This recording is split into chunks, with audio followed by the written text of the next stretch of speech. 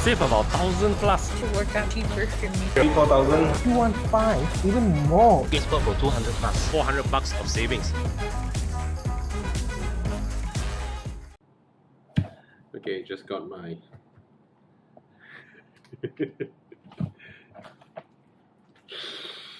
oh, painful. Well, initially I was planning to actually split my road tax into suck it. This is really suck it.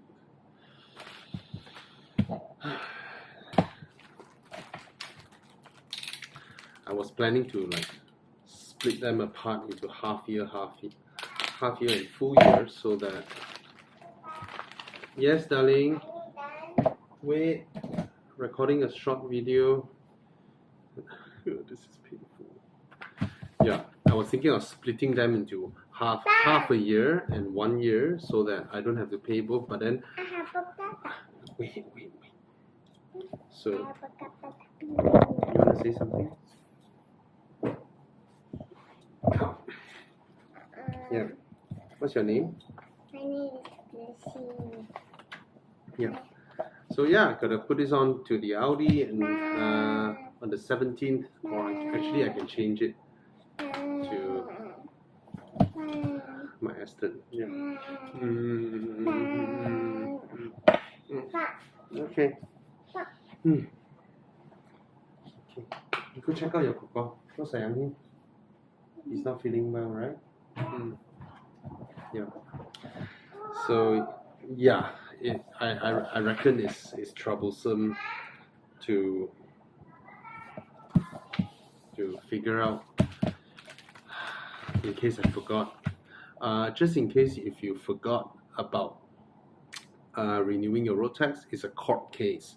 It's not just a summon ticket from the police. All right, you actually, if you are stopped by the police and your road tax is expired, then you will have your road tax taken by the police and you'll be issued a summon. And the summon is not to pay a fine, but you have to attend to get a court date. Then what you need to do is that you need to go to JPJ and get a date for your court case. So you have to queue up in JPJ, and then you get a letter informing you, you're scheduling you for whichever date you need to attend the court. And then you will have, if they send you to a court in, let's say, Bangi or some small places, you will have to go there, and then you have to queue up with everybody else, petty crimes, and then you have to say, oh yes, sorry, your order, I'm guilty, and then he will give you a summon or a fine. And if the fine is very high, then you can, we call it Rayu. Rayu means you actually ask if the fine can be lowered for a first time offender. Then you have to pay the fine. If you couldn't pay the fine, you will have to be locked up. Yep. So there was a lot of talk about Malaysia's road tax. You know, a lot of people say, oh, it's too high, it's very high. It's meant to be high. Let's put it this way. Whatever tax we're talking about, right?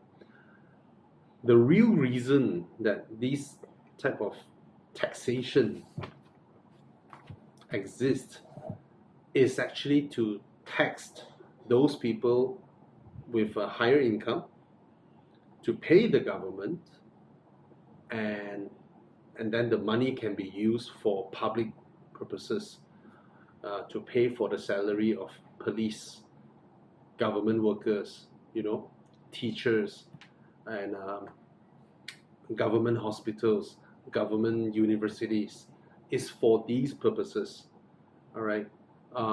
it's actually not so much about how big your engine is, you know, how much CO2 you emit, or how much energy you consume. It's not about that. The real reason any country has all these type of taxes is actually so that those people with higher income can contribute more to help the country, to help the government, to balance the finances. You just have to think about it this way. Let me try and calculate.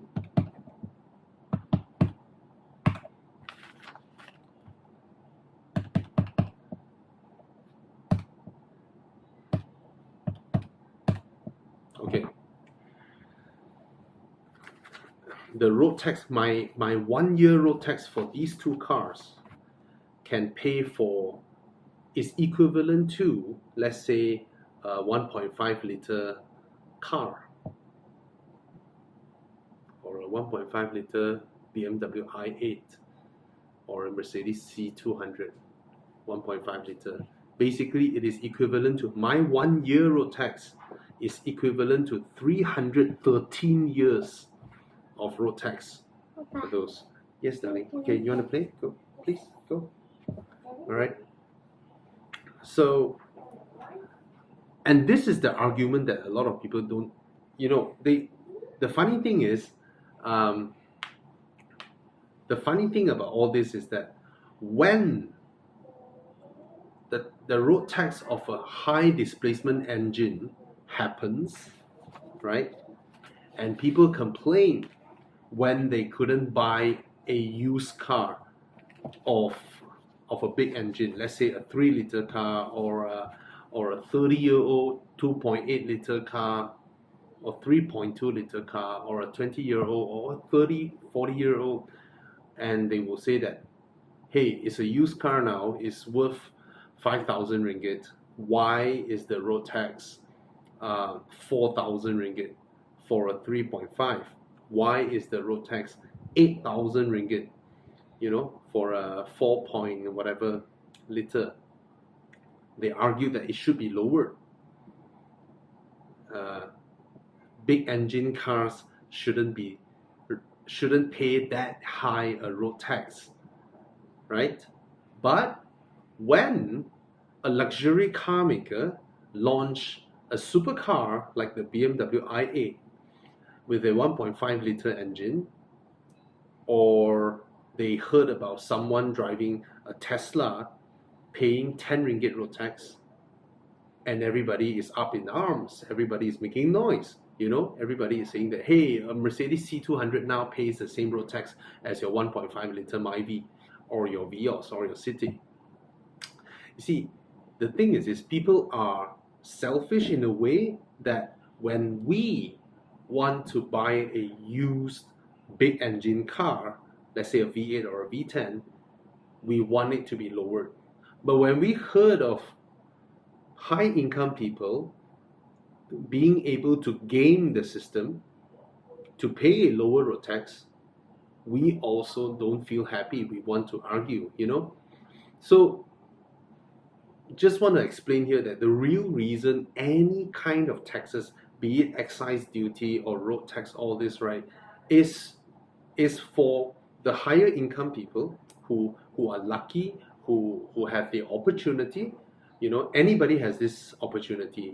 You may be at this point now, doesn't mean that later on you can't suddenly succeed, or you venture into something and you were successful, and then you increase your income, and then you are able to buy these things and then contribute your share of taxes to the government for the people at the end of the day, right? So just think about it. Why the lower income community are able to go to government hospitals, 1 ringgit for healthcare? Why cancer patients in Malaysia can receive the medicines for literally no payment, or they can give birth in government hospitals, and actually Malaysia government is very, very good. I mean, the whole system that was set up is actually a very, very high welfare state in a way, right? We get free education from primary to secondary, and there are also government universities like UITM, and all this that are heavily subsidized by the people in the country who run businesses, who have higher income, who pay a lot of all these taxes. All this comes back to the country. Of course, I'm going to put aside racial policies here. All right, all these have history, right? So don't argue that. I mean, we stay in this country. It's like that. It's like that. Just don't argue. Just don't argue about how our tax monies were paid to the royalties or all this. Hey, the country wouldn't exist if these royal families with the land they own don't merge together to become our country, right? Don't even argue this, right? Is we stay here, we have to respect the royalties. This is how our country is set up, a constitutional monarchy, and that's something that shouldn't even be discussed. First thing. Second thing is in terms of how the racial policies for certain universities or whatever. Don't even argue that. We are a unique country that was formed, right, from a combination of people of different races, and all this. There are benefits, or how do I put this? Everybody takes a step behind, and everybody work together to form a very unique country. That's why our culture is so rojak. All right. Okay. I go too far from this already. Basically, all these are consumption-based taxes, meaning you have a high income. Obviously, you would have the ability to purchase things that you can afford, and when you purchase these things, that's where you get taxed, right? Because if everything just comes down to income tax and all that, I mean, I pay my income tax, my company pay taxes as well, so that's our duty, right? And when you spend money, when you earn, you spend money, you buy things. Let's say you buy an imported car, there is an excise duty. Yes, you pay for the excise duty. You cannot argue and say that excise duty should be removed. Think about it this way. Our cars, yes, it's more expensive. It's not as crazy expensive as Singapore, right?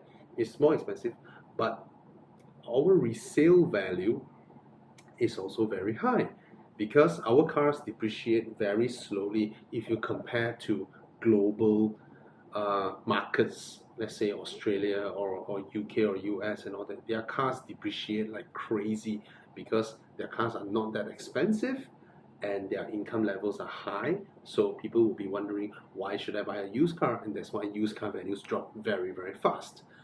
And our country's used car value actually drop very slow. Of course, that differs between different models of cars, right? So if you argue that excise duty should be removed, you are basically arguing that a chunk of value of what the cars that we purchase has to evaporate overnight. That will cause a huge financial blow to the whole financial market in Malaysia, because automotive mortgage takes up a very high percentage of our banking finances and all that. Imagine all the properties in Malaysia. Of course, people who hasn't bought property would say they want this to happen. People who are very naive would think that, oh, I hope the property prices would collapse all over Malaysia. If it all collapsed, right, we will go into a recession. 100%, we will go into a recession, because it is the evaporation of value. The key word here is value, the retention of value, meaning you buy a Honda Civic at 120,000, right? 120,000 ringgit. 5 years later, you sell it for 80,000. 80,000 after 5 years. And Malaysia don't look at mileage. We only look at the year, right? I mean, after 5 years, your car is now worth 80,000. Imagine you remove the excise duty. Your car will be worth how much, right? It would drop, and it means an evaporation of value. So when you are able to sell your car back to the market, at 80,000, it is a retention of value that did not evaporate. Right, let me close the door.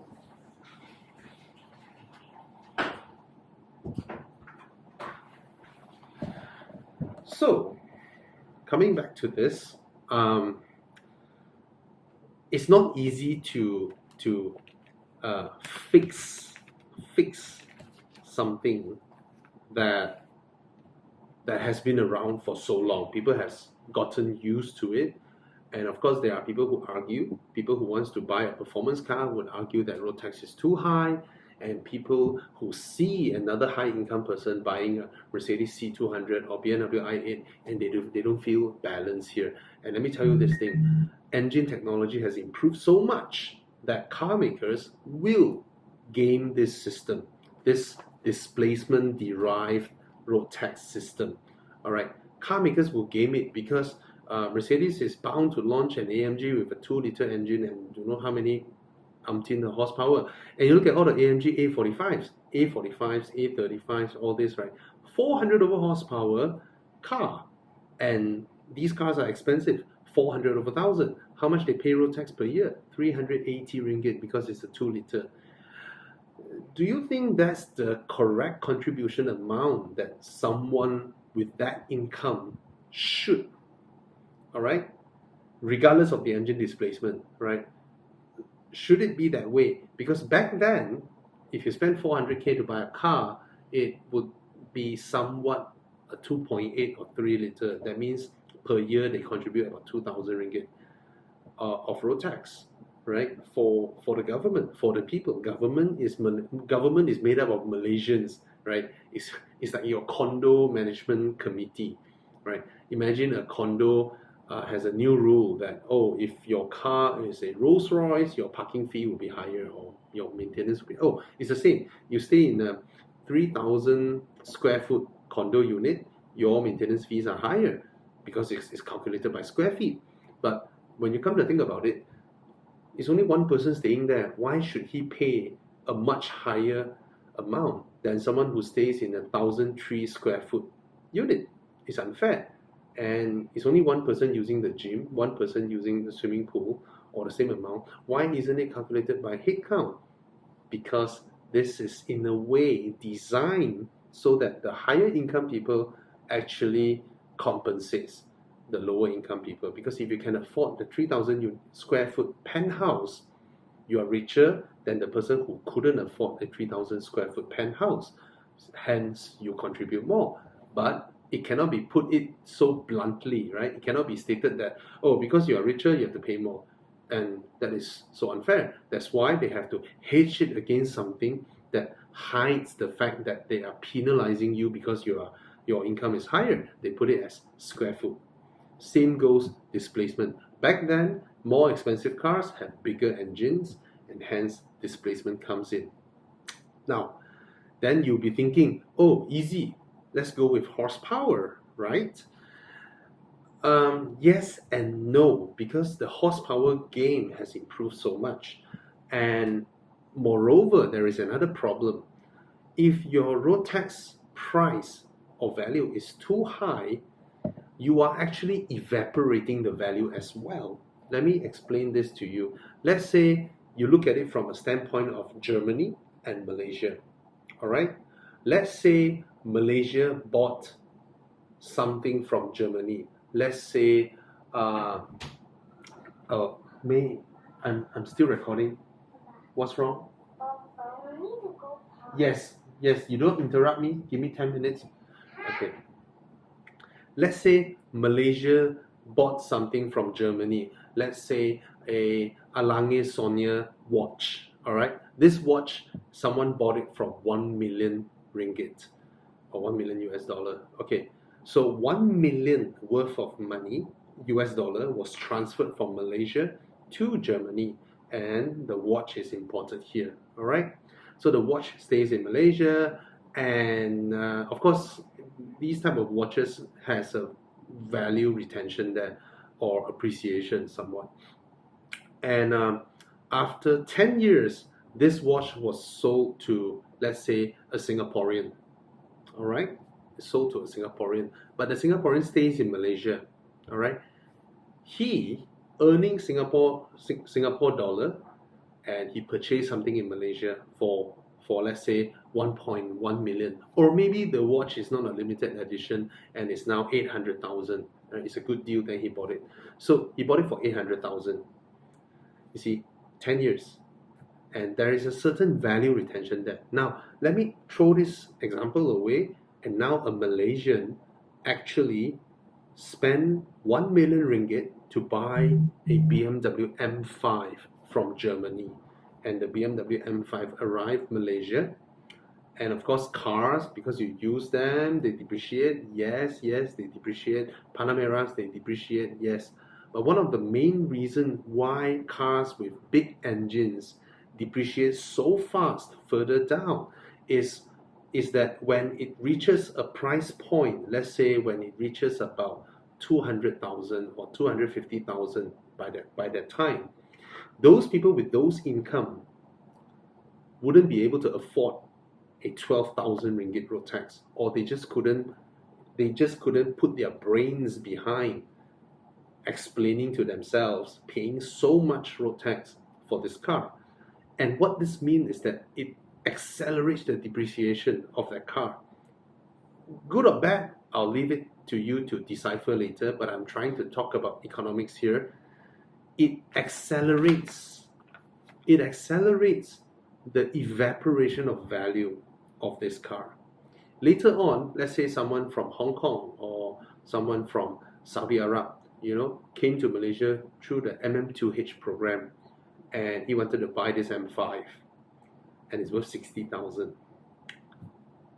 About 12, 13 years later, how much of value that Malaysia gave out to Germany to purchase this was evaporated because of this? Quite a lot, right? And this is the thing this is the dilemma. So if you are talking about taxing that car based on horsepower, how do you determine this? Is it the real horsepower that it produces, or the on-paper horsepower? Because every car, as time goes by, horsepower output will drop. If the engine becomes older, the gearboxes becomes older, and all that, right? So let's not go extremely anal or scientific here. Okay, let's say it's on paper. On paper, it would end up the same as displacement. It will end up the same as displacement. When the car is 8 years or 9 years later, when it on paper it produces 500 horsepower, whoever is gonna buy it will still be paying the same road tax as when it was new, right? So we need a road tax system that is dynamic in following the value of the car to reflect the income levels of the person. You get what I mean? So in order to know the income levels of the person, you cannot say that, oh, just because you buy an M5, you must be high income. No, used M5s are 60,000 now, 70,000. Will rich people buy these? Maybe, but likely they won't. They can afford something better. They can be buying Taycans, they can be buying Panameras and all that, right? Brand new cars, 911s. So the objective is to tax according to income levels, hence expenditure levels. That means the level of what they are buying, So how do we tweak this? That's why I need to explain. Let's reverse back a bit. Taxation is to tax the rich, to actually to not compensate, but actually to compensate, for the total expenditure of the community. Just like a condominium, like I explained, someone who buys a penthouse will have to pay more because they have higher income, right? So for cars, are we able to have a system that won't evaporate that much value? Because we are no longer a car making nation, right? We are a car assembling nation.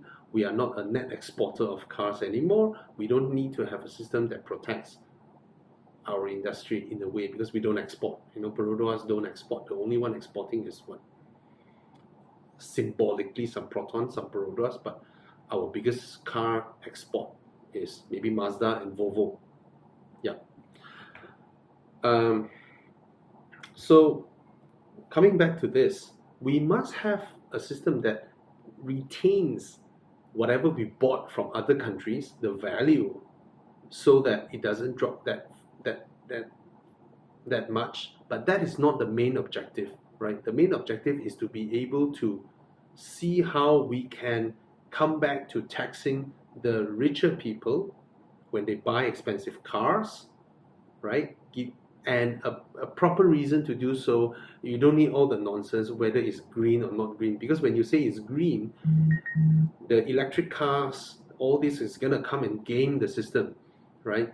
And do you think it's fair if you buy 800,000, 1 million ringgit car, and then your contribution is 10 ringgit, or 1,000 ringgit, or 2,000 ringgit? There must be a way, right? And there's no free lunch. There's no free lunch. Okay, think about it. The 1.5 liter cars, 70 ringgit for entire year. How much is it per day? How much is your share of contribution towards this with regards to road tax? Do you think your income level, who buys a Honda City or a Vios, right, with your income level, at least these type of people would be earning somewhere about 4, 5, 6,000 ringgit per month, right? You would have spent more on bubble tea or Starbucks per month, right? So is that a fair contribution per year for 70 ringgit? I tell you what, the administrative costs, right, to key in your data, to produce your road tax, the sticker itself, for you to stick on your windscreen, for the system administrator and all that to keep track of all this information, costs more than 70 ringgit per year. You are not contributing to the country at all, in a way. A fair way. So if you want our country to have a fairer road tax system so that you can aspire to buy or experience cars that has depreciated, right? And the road tax is not that crazy, so that you get to experience these cars, then you have to accept that a rework of this system will affect you if you are driving a Myvi now, or a Vios, or a City, all right? And to be honest, paying road tax per year and paying, you see, insurance per year is how much? 1,000 plus ringgit, right? And road tax and all that. So I actually have a suggestion, all right? The suggestion is to pay, of course, there are tiers that can be adjusted. Let's say for cars that are really, really below, basically people need these cars to work, right? There can be a different way of taxing, all right? Anything from 50,000 below, there can be a different structure. Maybe per year is a flat fee of 150 ringgit or 200 ringgit, maybe that, a flat fee for cars below this price point, straight up price point, because these are people who need the car, right? They are maybe fresh grads or whatever, right? So per year is a fixed fee of maybe 200 or 250 ringgit, flat, no discussion. No more 60 ringgit, 70 ringgit road tax, no more 20 ringgit road tax. This kind of nonsense, right? It's costly for the administrators to actually produce your road tax. So a flat fee for anything below 30,000, let's say 40,000, okay, a flat fee. Now, above that, the Honda City, Honda Vios and all this, right? I reckon the road tax should be 1% of insured value. That means the road tax follows your insured value, not purchase value. Let me explain why. If it is purchase value, it is not against the law for me to sell my friend a car that is worth 200,000 ringgit and I sell it to him at 10,000 ringgit. Willing buyer, willing seller. Yeah, it's not against the law to sell him at a way below market price, right? It's called ada lubang, right? I feel like selling it, so what? What's the problem? He's my good friend. So if I sell it, if it transacted for 10,000 ringgit, can the road tax follow the transaction value? No. right? So it shouldn't follow the selling price. But my friend, having bought this car from me for 10,000 ringgit, when he buys insurance will follow the market value to insure his car. And he will want to insure his car following the market value, because what's going on? I don't know what's going on. Just okay, anyway. If I pay more road tax, and it's a form of taxation to the government, and I pay income tax and all this, right? All this should be reflected in my credit ability, so that when I need to apply loan for a house or a car, whatever, right? All these are reflected. That's what I think is fair. Yeah. What are your thoughts, Malaysians, when it comes to road tax? Is 1% insured value the correct way to tax road tax? That will put away your EV or petrol or diesel or whatever, methanol, ethanol, whatever.